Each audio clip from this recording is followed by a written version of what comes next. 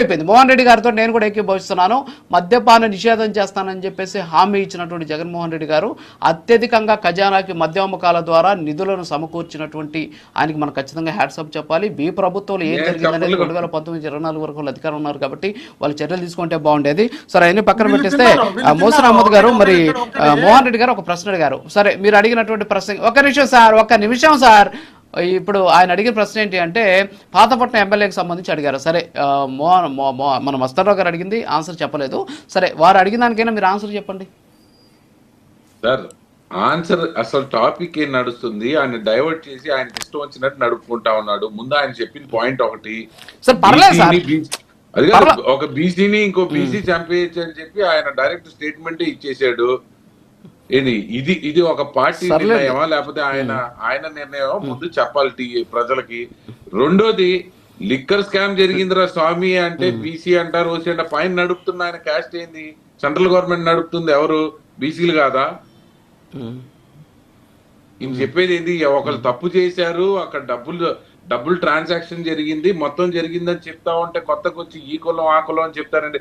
గతంలో మద్య నిషేధం చేస్తామని చెప్పి ప్రభుత్వంలోకి వచ్చి అత్యధిక మద్యం రేట్లుగా అమ్మి, అది నాసి రకం మద్యం అమ్మి ప్రజలు అన్న చెప్పినట్టు 30,000 మందిని వీళ్ళు పొట్టన పెట్టుకున్నారు. ముందు ఈడీ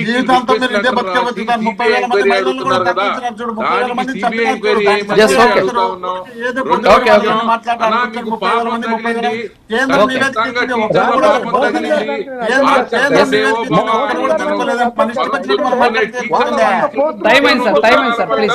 మీరు